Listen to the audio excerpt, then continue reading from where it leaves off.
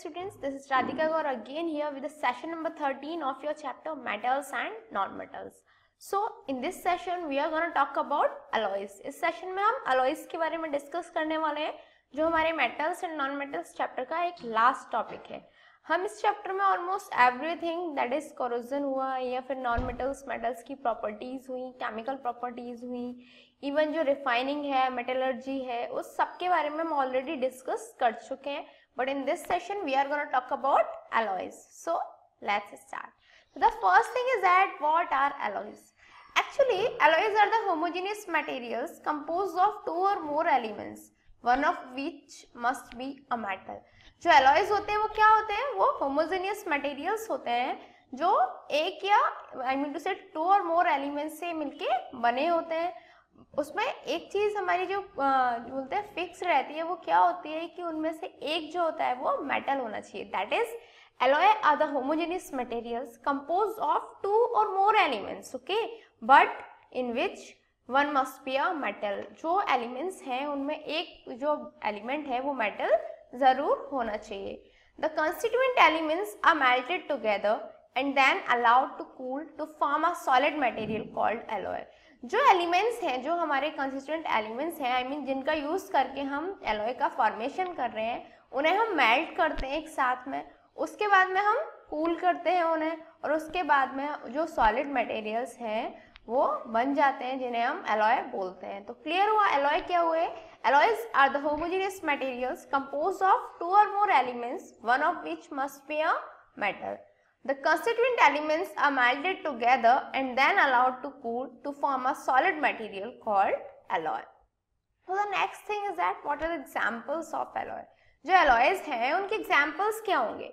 First, the brass is an alloy of copper and zinc. जो brass होता है वो copper और zinc का alloy होता है. ठीक है, तो first example तो ये हो गया. These metals are taken in the mass ratio 70:30. जो ब्रास होता है उसमें कॉपर और जिंक को 70:30 में लिया जाता है. दैट इज 70% कॉपर होगा और 30% उसमें जिंक अवेलेबल होगा. The mixture is heated in a furnace to change it into liquid state. अब क्या करा जाता है, जो हमारा जिंक और कॉपर है उसके मिक्सचर को हीट कर दिया जाता है एक फर्नेस में, and to change it into liquid state. किस लिए? ताकि जो मिक्सचर है उसे हम लिक्विड स्टेट में चेंज कर पाएं.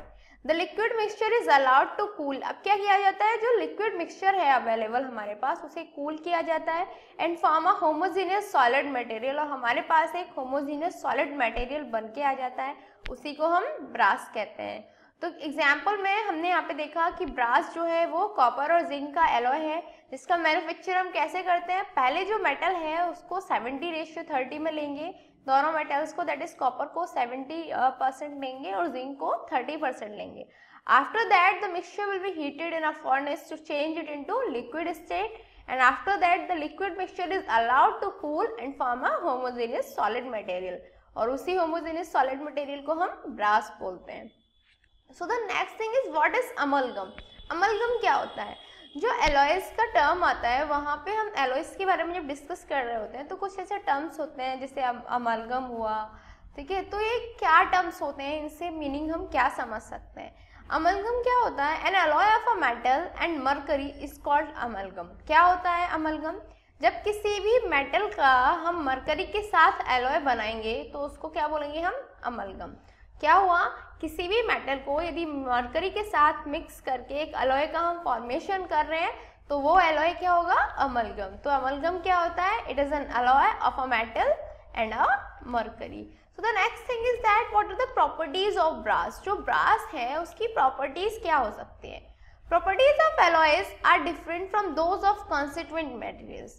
सबसे पहली बात तो ये है, जो प्रॉपर्टीज होती हैं एलॉयज की वो डिफरेंट होती हैं then the constituent metals. That is जो ब्रास था उसका हमने कैसे फॉर्मेशन किया था? जिंक और कॉपर को मिक्स करके. लेकिन जो ब्रास है उसकी जो प्रॉपर्टीज हैं वो जिंक और कॉपर दोनों से ही डिफरेंट होती हैं. Some alloys are harder than the constituent metals. जो एलॉयज होते हैं वो नॉर्मली हार्डर होते हैं than constituent metals. That is यदि ब्रास है वो जिंक और कॉपर की फॉर्म में यदि इतना हार्ड नहीं है तो जो ब्रास है, जो एलॉय बना वो थोड़ा हार्ड होगा. तो क्लियर हुआ. जो प्रॉपर्टीज हैं ब्रास की या एलॉयज की, वो हम ऐसे समझ सकते हैं that the properties of alloys are different from those of constituent metals and also some alloys harder than the constituent metals.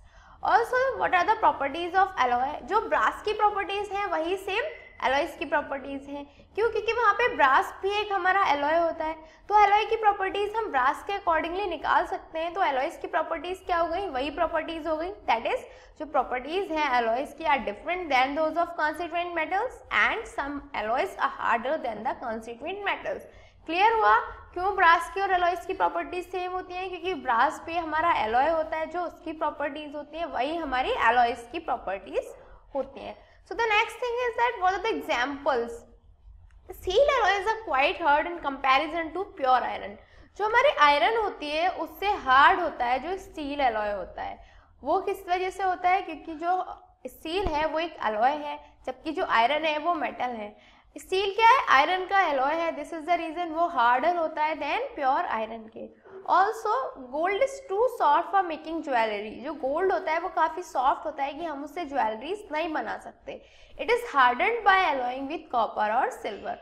हम उसमें क्या मिक्स कर देते हैं? कॉपर या सिल्वर मिक्स कर देते हैं, जिससे जो गोल्ड है उसका एलॉय फॉर्म हो जाता है जो हार्ड होता है then the pure gold. This is the reason जो गोल्ड है उसमें हम इम्प्योरिटी मिक्स करते हैं, दैट इज कॉपर या सिल्वर मेटल को मिक्स कराते हैं, उसके साथ उसका एलॉय का फॉर्मेशन करते हैं, उसी के बाद हम ज्वेलरीज को बना सकते हैं. तो क्लियर हुआ. First thing is that steel alloys are quite hard in comparison to pure iron, and second thing is that gold is too soft for making jewelleries. It is hardened by alloying the copper और silver. So the next thing is that we know alloys are highly resistant to corrosion. जो alloys होते हैं वो corrosion नहीं करते normally. Clear? क्यों नहीं करते? उसका एक रीज़न होता है कि जो alloys होते हैं वो मिक्सचर होते हैं मेटल्स का. जैसे मोनल मेटल हुआ या स्टेनलेस स्टील हुआ, ये नॉर्मली कोरोड नहीं होते. ऑब्वियसली जो हमारा आयरन होता है वो इजीली कोरोजन गेट कर लेता है, बट जो स्टील होता है वो इजीली कोरोड नहीं होता. उसका रीज़न यही होता है कि जो स्टील है वो ऑलरेडी हमारा एलॉय है, जिसमें ऑलरेडी हमने एक मेटल की या फिर एक नॉन मेटल के साथ उसका एलॉय बनाया हुआ है, जिसकी वजह से वो कोरोजन के अकॉर्डिंगली रेजिस्टेंट देता है, कोरोजन इजीली नहीं हो पाता. तो clear that alloys are highly resistant to corrosion. Example के लिए we can understand that the Monel metal and the stainless steel do not corrode. Also the melting point of some alloys are lower than any of their constituents. जो melting point होता है alloys का वो कम होता है, lower होता है then there constituents. उसके जो कॉन्स्टिट्यूएंट्स होते हैं उससे जो एलॉयज है उनका जो मेल्टिंग पॉइंट है वो लोअर होता है. Soldier is an alloy of lead and tin. जो सोल्जर है वो लीड और टिन का एलॉय होता है. It's melting point is lower than those of the melting points of lead and tin.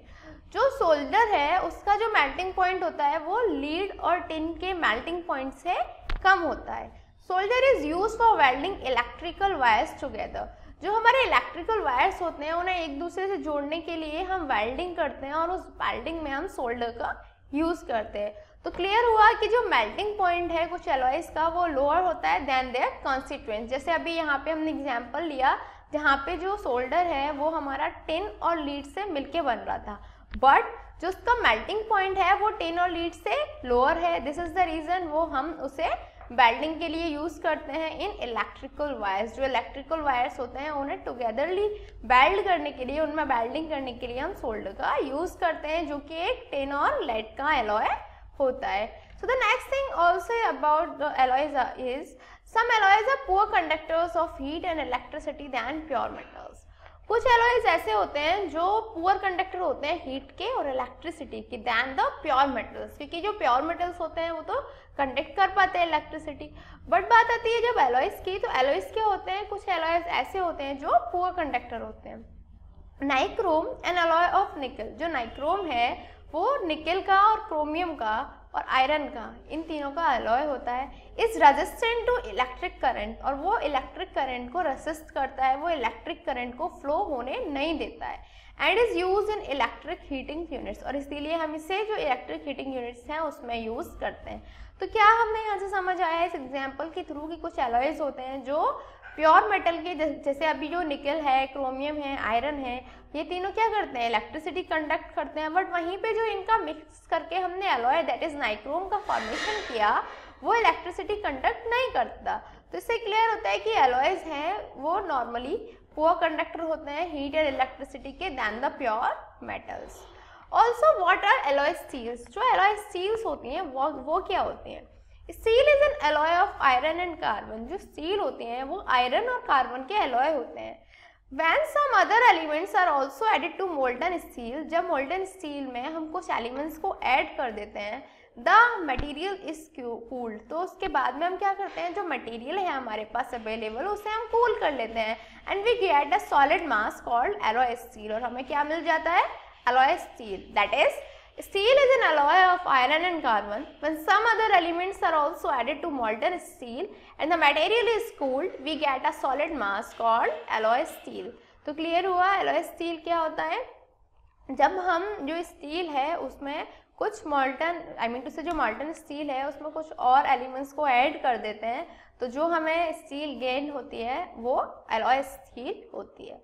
अब बताते हैं टाइप्स क्या होते हैं। तो फर्स्ट आती है स्टेनलेस स्टील। कौन सा स्टील, स्टेनलेस स्टील। इसमें Fe 73% प्रेजेंट होता है, कार्बन 1%, क्रोमियम 18% और निकल 8%। इसका यूज कहाँ करते हैं, use for making knife blades, जो हमारे नाइफ ब्लेड्स होते हैं, किचन पॉट्स होते हैं, pans, food machineries, automobile parts, laundry machines, इन सब में हम इसका यूज करते हैं। तो क्लियर हुआ है स्टेनलेस स्टील का हम यूज नॉर्मली किन में करते हैं और इसमें कितने कितने परसेंट आयरन, कार्बन, क्रोमियम और निकल के प्रेजेंट रहते हैं। इसके बाद आता है हमारा इनवार। इनवार में हम Fe का दैट इज आयरन का 63% होता है, कार्बन का 1% होता है एंड निकल का 36% होता है। और ये किस लिए यूज होती है, it is use for making metre scales and pendulum rods. जो हमारे मीटर स्केल्स पेंडुलम रॉड्स होती हैं उनके फॉर्मेशन के लिए हम इनवार का यूज करते हैं।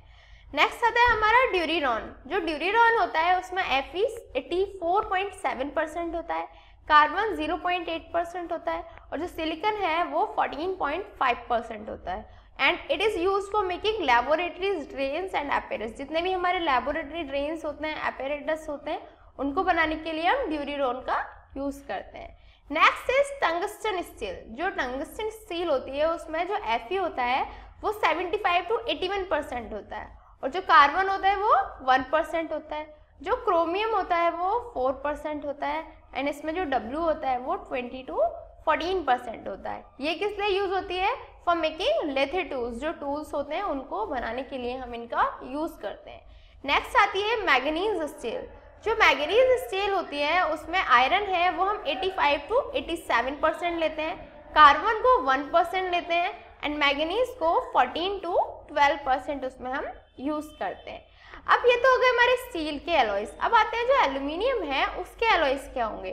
तो एल्यूमिनियम के दो एलॉयज होते हैं नॉर्मली। फर्स्ट तो होता है ड्यूरालुमिन। जो ड्यूरालुमिन होता है is use for making bodies of aircraft and pressure cookers. जो हमारे एयरक्राफ्ट्स होते हैं उनकी बॉडीज के फॉर्मेशन के लिए, जो प्रेशर कुकर्स हैं उनकी बॉडीज के फॉर्मेशन के लिए हम ड्यूरालुमिन का यूज करते हैं। नेक्स्ट आता है हमारा मैग्नीशियम। जो मैग्नीशियम है उसका यूज हम करते हैं in making the parts of automobiles. जितने भी हमारे ऑटोमोबाइल्स होते हैं उनको बनाने के लिए हम मैग्नीशियम का यूज करते हैं। Now the next thing is that alloys of copper. हमने एलॉयज ऑफ स्टील पढ़ लिए, एलॉयज ऑफ एल्यूमिनियम पढ़ लिए। अब बात आती है जो कॉपर है उसके एलॉयज क्या क्या होंगे। फर्स्ट आता है ब्रास। ब्रास किस लिए यूज होता है, फॉर मेकिंग कुकिंग यूटेंसिल्स। जितने भी कुकिंग यूटेंसिल्स होते हैं उनके लिए हम ब्रास का यूज करते हैं। नेक्स्ट आता है ब्रॉन्ज। ब्रॉन्ज में भी हम जो यूटेंसिल्स हैं, जो स्टैचूज हैं, वो हम ब्रॉन्ज की हेल्प से बनाते हैं। देन आता है हमारा एल्यूमिनियम ब्रॉन्ज, जिसमें हम जो यूटेंसिल्स हैं उनका भी फॉर्मेशन करते हैं एंड ज्वेलरीज भी इससे हम बना सकते हैं। तो ये हो गए तीन एलॉयज जो मेनली यूजेबल हैं कॉपर के, that is brass, bronze and aluminium bronze. अब आती है गन मेटल। ये भी क्या होता है, जो हमारा कॉपर है उसी का एलॉय है जो हम यूज करते हैं for making guns and gears. जितने भी गन्स होते हैं उन्हें हम बनाने के लिए हम गन मेटल का यूज करते हैं। नेक्स्ट आता है जर्मन सिल्वर। इसे हम इलेक्ट्रोप्लेटिंग के लिए यूज करते हैं। एंड उसके बाद आता है मोनल मेटल, ये जो for making table top, sinks, utensils, door and window screen, जितनी भी हमारी सिंक्स रहती हैं, यूटेंसिल्स रहते हैं and door and window screen रहती हैं, उन सब के लिए हम मोनल मेटल यूज करते हैं। मोनल मेटल्स में क्यों यूज करते हैं, मैंने आपको बताया था अभी कि जो मोनल मेटल होता है वो इजीली कोरोड नहीं होता है। Also what are the alloying of gold, जो एलॉय है गोल्ड भी फॉर्म करता है। तो गोल्ड के एलॉयज कैसे बनते हैं? The quantity of gold in an alloy is called its gold content. किसी भी एलॉय में जितनी गोल्ड की क्वांटिटी प्रेजेंट होगी उसे हम क्या बोलेंगे? Gold content. The gold content of the alloy is express either in carats और आइदर इन मास परसेंटेज। जो गोल्ड कंटेंट है किसी भी एलॉय का, उसी को हम किस में एक्सप्रेस करते हैं? या तो कैरेट्स में एक्सप्लेन करते हैं या फिर मास परसेंटेज में एक्सप्लेन करते हैं। जो गोल्ड एलॉयज हैं उनका यूज क्या होता है? First, gold and its alloys are use in making jewelleries. जो ज्वेलरीज हैं वो गोल्ड और उसके एलॉयज से ही बनते हैं। Gold alloys is use in dentistry, जो डेंटिस्ट्री होता है उसमें भी हम गोल्ड एलॉयज का यूज करते हैं। It is use in aerospace industries as heat reflector. जो गोल्ड होता है वो हीट रिफ्लेक्टर होता है, दिस इज द रीजन हम उसे एरोस्पेस इंडस्ट्री में भी यूज करते हैं। And also gold wires are use in galvanometers. जो गोल्ड वायर्स हैं उनका यूज हम गैल्वेनोमीटर में करते हैं। अब बात आती है जो गैल्वेनोमीटर्स होते हैं वो क्या होते हैं? Galvanometer is a device that is used to identify the direction of electric current flowing through the conductor. किसी भी कंडक्टर से इलेक्ट्रिक करंट किस डायरेक्शन में फ्लो हो रहा है, ये वाली जो मेजर करने के लिए डिवाइस यूज होती है उसी को हम गैल्वेनोमीटर कहते हैं। तो उसमें जो वायर्स यूज होते हैं वो गोल्ड वायर्स होते हैं। So it's a time for challenging question mark. What do you understand by the term carat? Carat से आप क्या समझते हो? How can we identify pure gold using this term? और हम प्योर गोल्ड को कैसे आइडेंटिफाई कर सकते हैं इस टर्म का यूज करते हुए? मैंने ऑब्वियसली आपने सुना होगा that 22 carat gold, 24 carat gold, but इसका मीनिंग क्या है? इससे आप क्या समझते हो? You have to answer that and your time to start now. 1 2 3 4 5 time's up. So have you answered this question in your mind? Let's check out. A carat is equal to the mass unit of gold in 24 mass units of the alloy. Carat किसके बराबर होता है? जो gold की mass unit है 24 mass units of alloy. किसी भी alloy की 24 मास यूनिट्स में जो गोल्ड की मास यूनिट प्रेजेंट है उसको हम बोलते हैं एक carat. That is a carat is equal to mass of unit of gold in 24 mass units of the alloy. 24 carats का मतलब क्या होता है? It represent pure gold. जो 24 कैरेट है वो प्योर गोल्ड को रिप्रेजेंट करती है। It does not contain any other metal, इसमें कोई अदर मेटल होता नहीं है। That is it 24 carat gold मतलब प्योर गोल्ड हमारे पास होता है। 22 carat gold contains 22 part of pure gold. 22 carat में क्या होता है कि जो 24 पार्ट्स होते हैं एलॉयज के उनमें 22 पार्ट्स तो हमारे गोल्ड के हैं, बाकी जो 2 पार्ट्स हैं वो अदर मेटल्स के प्रेजेंट हैं, उसे हम 22 कैरेट गोल्ड बोलते हैं। नॉर्मली जो अभी ज्वेलरीज बनाने के लिए हम 22 कैरेट गोल्ड का ही यूज करते हैं। एंड नेक्स्ट है 18 carat gold contains 18 part of pure gold in 24 parts of alloy. That is जो 24 पार्ट्स हैं एलॉय के उसमें यदि 18 कैरेट गोल्ड प्रेजेंट है, that is 18 parts of gold present है, तो उसे हम 18 कैरेट गोल्ड बोलते हैं। तो समझ में आया कैरेट क्या होता है? Carat is equal to the mass unit of gold in 24 mass units of the alloy. So what did we learn today?